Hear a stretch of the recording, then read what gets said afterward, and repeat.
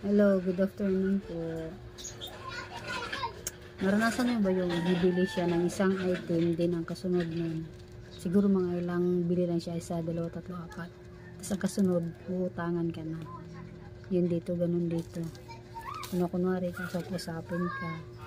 Tapos pabili daw siya, ganyan-ganyan. Maya-maya, pa yung mga susunod na araw. Te, pwede pa utang sa sahod na ang bayad. Saan talaga? Ayun nga. Kasi may bumili. Maya-maya sabihin, pautang daw. Sa sahod bayad. Makailang sahod na. Hindi pa rin nagbabayad. Pero sa una, siguro, unang utang niya nakabayad siya tuwing sahod. Bayad siya agad. Pangalawa, bayad siya agad. Katagalan, hirap na sinilin. Minsan, binibili dito, daan-daanan ka na lang. Kasi may katabi akong tindahan. Ayun, doon siya nabili. Tapos babalik na siya dito pag malapit na siya makabayad. Tapos sasabihin, te, pasensya ka na. Kasi yung sahod ko na delay daw. Pero nakikita mo naman, namimili na. Hindi naman lahat ng ano. Kasi may mangungutang din talaga ako, ilang tao. Siguro kada sahod, bayad. Yun ang maganda talaga. Kahit ilang pa yan, maabot na 2,000, 3,000. Kada kinsinis talaga siya, bayad talaga agad. Minsan, halimbawa 2,100 yung niya, utang. 2,000 babayaran na yan. Tapos yung 100, sasabihin, pwede bang itira mo ng bulang muna? Bumayag naman ako kasi kada sahod talaga siya bayad. Ilan din yan sila nagbabayad ng ganun. Kaya mas okay yung sa akin. Problema ko naman dito sa bigas. May talagang makunat na magbayad, as in consumption. May isa talaga akong customer na Diyos ko, ilang buwan akong pinapahirapan nung biglang lipat, kumuha ng 3 sako. Una isa, tas dalawa.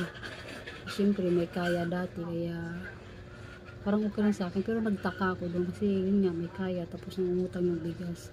Yun pala, ilang araw lang lilipat na. Consumption talaga ako nung hindi ako nakakatulog kasi 3 sako, ilang din yun, 1,000 din yun. Panay ako text kung saan ako nagte-text, nagchat-chat, naghahano ako.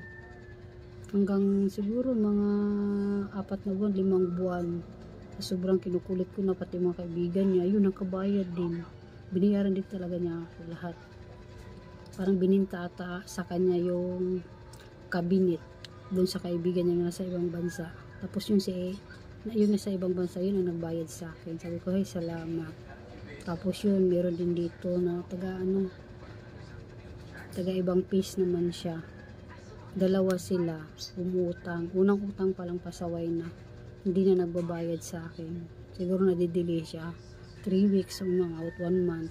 Sabi ko po, nung lumapit siya, sabi ko, ay, di na ako magpapautang. Hindi ako magpapautang. Ginunong ko talaga agad. Kung sinisyon talaga. Grabe, yung iba naman matino naman. Umabot ng is 1 week lang. Pag di sila makabayad yun, nagpapaalam. Ayun nga, nagpapaalam na madidili sila. Yun, okay lang sa akin yun. Sabi ko, wag lang umabot ng ilang linggo, 1 buwan, kasi pinapaikot ko lang din yung puhunan ko dyan sa bigas. Sabi ko, magkano lang kita ko dyan tapos 1 buwan nga pa utang ko dyan, tapos aabot pa ng 1 buwan ulit ng delay, diba? At panibago na naman sanang yun, kita.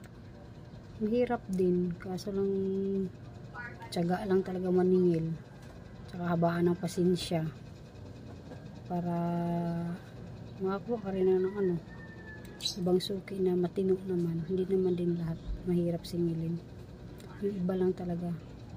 Pero ngayon, parang na lang, 2 tao na lang yung mahirap singilin.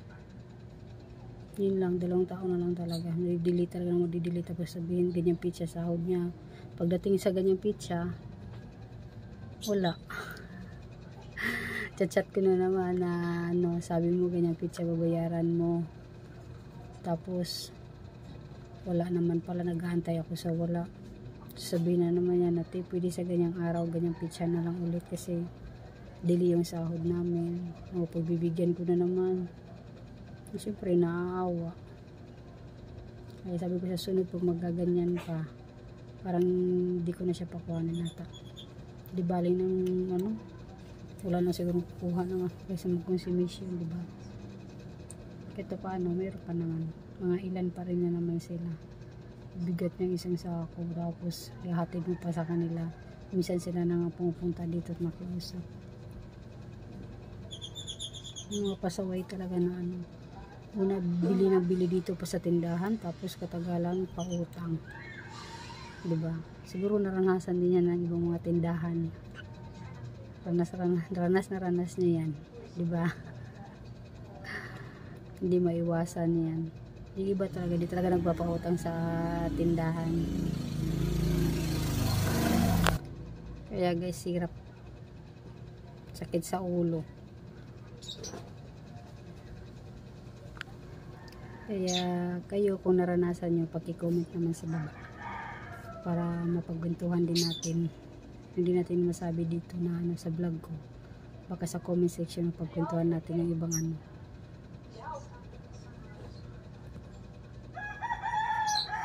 Yung mga karanasan natin sa pagtitinda ng mga pautang-utang na yan. Kaya yun lang guys. Bye bye. Thank you. Please subscribe my channel. Sheila Salpamunis. Bye.